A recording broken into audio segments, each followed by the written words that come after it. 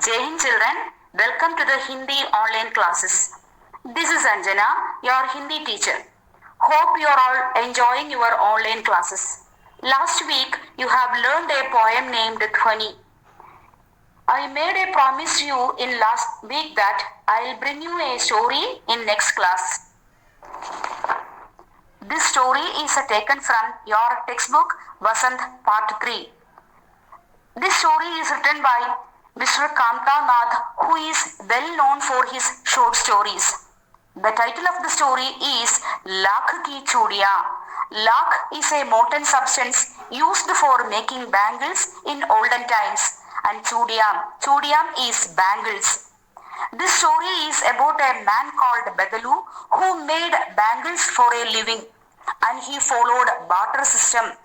Do you know what is barter system? In olden times, people exchanged services and goods mutually before money was invented. The story writer Mr. Kamta Nath also played an influential role in this story. When the writer was a small boy, he used to go to his uncle's village during holidays. Whenever he reached his uncle's village, he visited Bedalu and enjoyed the company of Bedalu very much, as he gets beautiful, colorful goliyam from Bedalu every year. Goliyam is the small pieces of marble or glass stones. He called him as Bedalu Kaka. As Bedalu belongs to his uncle's village, the writer should call him as Bedalu Mama, but every children in the village called him as Bedalu Kaka, so the writer also called him as Bedalu Kaka. Meanwhile, the writer's father got a transfer to a distant city, so that the writer couldn't go to his uncle's village and meet Bedalu for a long time. After many years, when he came back, the writer noticed that so many changes came there in that village.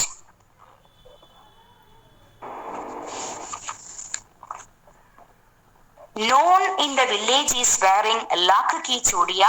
Instead, all are wearing glass bangles made by machines. He went to Bedalu and met him in a very pathetic condition. Bedalu became jobless and was leading a tragic life. In the end of the story, Bedalu made a remark that the machines had cut down the hands of so many people. Bedalu was a man with self-respect, and he was not ready to accept the changes in his surroundings. This story reveals the pain of lots of people who did handicrafts and lost their job due to the invention of machines.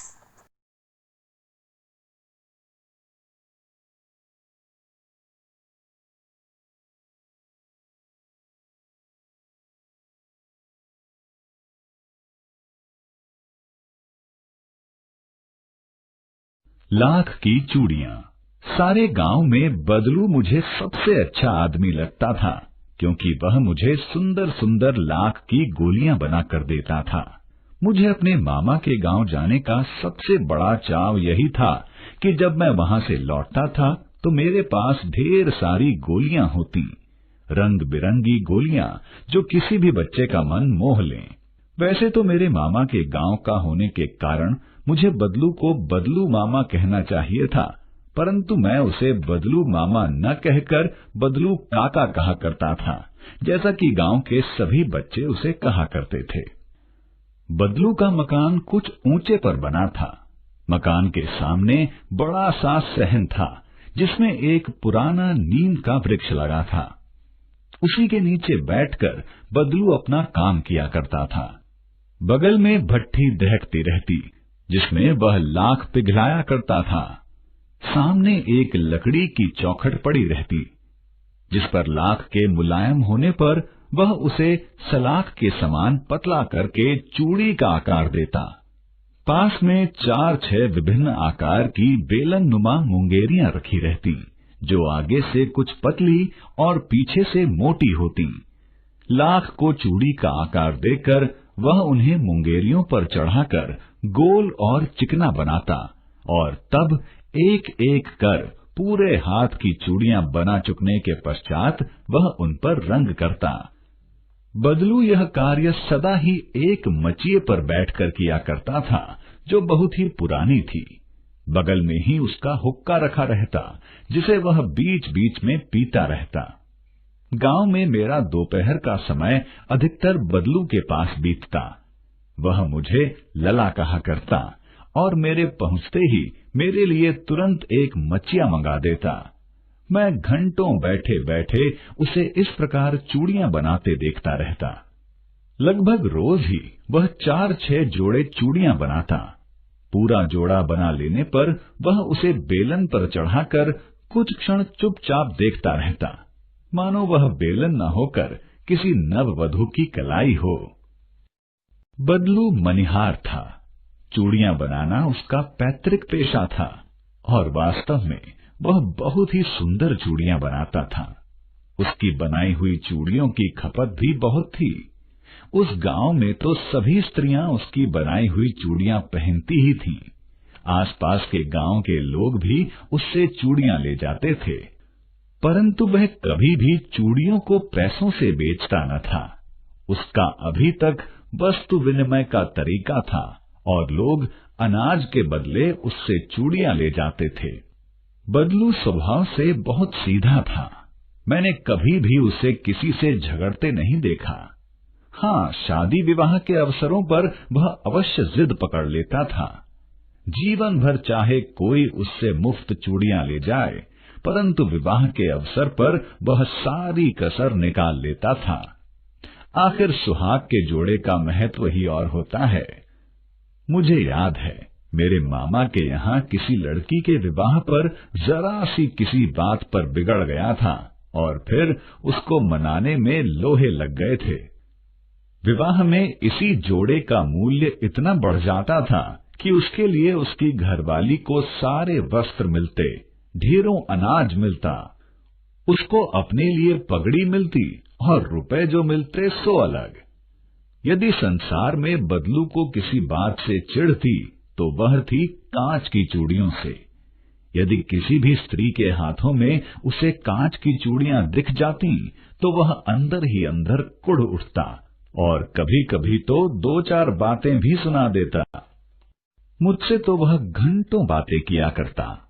कभी मेरी पढ़ाई के बारे में पूछता, कभी मेरे घर के बारे में और कभी यूं ही शहर के जीवन के बारे में। मैं उससे कहता कि शहर में सब कांच की चूड़ियां पहनते हैं, तो वह उत्तर देता, शहर की बात और है लला, वहां तो सभी कुछ होता है।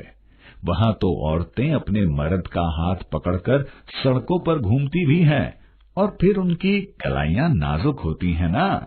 लाख की चूड़ियां पहने तो मोच ना आ जाए। कभी कभी बदलू मेरी अच्छी खासी खातिर भी करता।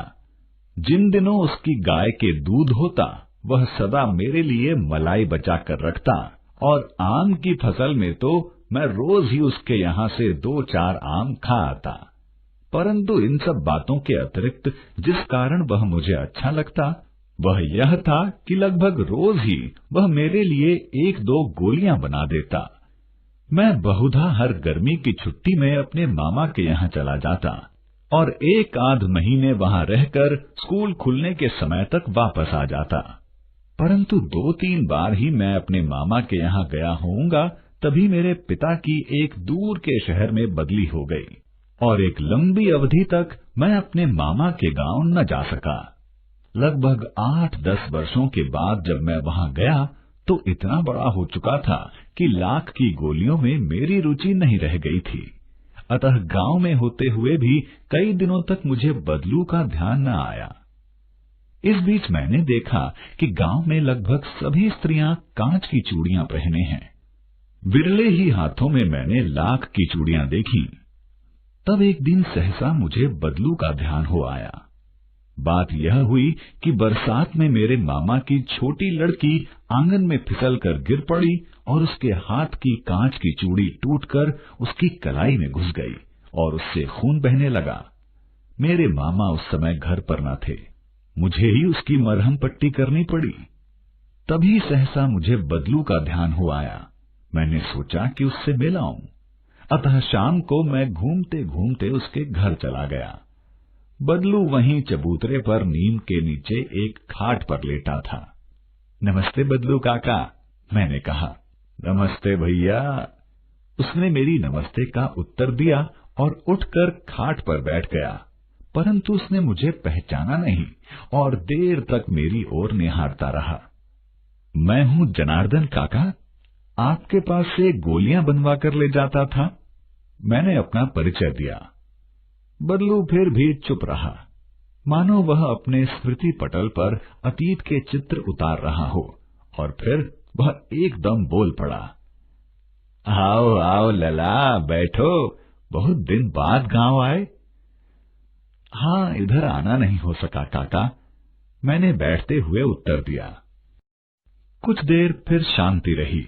मैंने इधर उधर दृष्टि दौड़ाई, न तो मुझे उसकी मचिया ही नजर आई, न ही भट्ठी। आजकल काम नहीं करते काका? मैंने पूछा। नहीं लला, काम तो कई साल से बंद है। मेरी बनाई हुई चूड़ियां कोई पूछे तब तो गांव गांव में कांच का प्रचार हो गया है। वह कुछ देर चुप रहा, फिर बोला। मशीनी युग है ना यह लला, आजकल सब काम मशीन से होता है। खेत भी मशीन से जोते जाते हैं, और फिर जो सुंदरता कांच की चूड़ियों में होती है, लाख में कहाँ संभव है। लेकिन कांच बड़ा खतरनाक होता है, बड़ी जल्दी टूट जाता है, मैंने कहा। नाजुक तो फिर होता ही है लला। कहते कहते उसे खांसी आ गई और वह देर तक खांसता रहा। मुझे लगा उसे दमा है। अवस्था के साथ साथ उसका शरीर ढल चुका था। उसके हाथों पर और माथे पर नसें उभर आई थीं। जाने कैसे उसने मेरी शंका भांप ली और बोला, दमा नहीं है मुझे, फसली खांसी है। यही कोई महीने 2 महीने से आ रही है, 10-15 दिन में ठीक हो जाएगी। मैं चुप रहा। मुझे लगा उसके अंदर कोई बहुत बड़ी व्यथा छिपी है। मैं देर तक सोचता रहा कि इस मशीनी युग ने कितने हाथ काट दिए हैं। कुछ देर फिर शांति रही, जो मुझे अच्छी नहीं लगी। आम की फसल अब कैसी है काका? कुछ देर पश्चात मैंने बात का विषय बदलते हुए पूछा। अच्छी है लला, बहुत अच्छी है, उसने लहक कर उत्तर दिया और अंदर अपनी बेटी को आवाज दी। अरे रज्जो, लला के लिए आम तो ले आ। फिर मेरी ओर मुखातिब होकर बोला, माफ करना लला, तुम्हें आम खिलाना भूल गया था। नहीं नहीं काका, आम तो इस साल बहुत खाए हैं। वाह वाह, बिना आम खिलाए कैसे जाने दूंगा तुमको। मैं चुप हो गया। मुझे वे दिन याद हो आए जब वह मेरे लिए मलाई बचा कर रखता था। गाय तो अच्छी है ना काका? मैंने पूछा। गाय कहाँ है लला, 2 साल हुए बेच दी, कहाँ से खिलाता। इतने में रज्जो, उसकी बेटी, अंदर से एक डलिया में ढेर से आम ले आई। यह तो बहुत है काका, इतने कहाँ खा पाऊंगा, मैंने कहा। वाह वाह, वह हंस पड़ा। शहरी ठहरे ना, मैं तुम्हारी उम्र का था तो इसके 4 आम एक बखत में खा जाता था। आप लोगों की बात और है, मैंने उत्तर दिया। अच्छा बेटी, लला को 4-5 आम छांट कर दो, सिंदूरी वाले देना।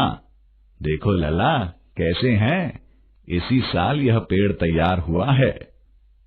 रज्जो ने 4-5 आम अंजलि में लेकर मेरी ओर बढ़ा दिए। आम लेने के लिए मैंने हाथ बढ़ाया तो मेरी निगाह एक क्षण के लिए उसके हाथों पर ठिठक गई। गोरी गोरी कलाइयों पर लाख की चूड़ियां बहुत ही फब रही थीं। बदलू ने मेरी दृष्टि देख ली और बोल पड़ा, यही आखिरी जोड़ा बनाया था जमींदार साहब की बेटी के विवाह पर।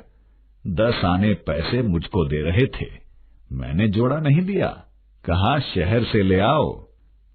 मैंने आम ले लिए और खाकर थोड़ी देर पश्चात चला आया। मुझे प्रसन्नता हुई कि बदलू ने हार कर भी हार नहीं मानी थी। उसका व्यक्तित्व कांच की चूड़ियों जैसा न था कि आसानी से टूट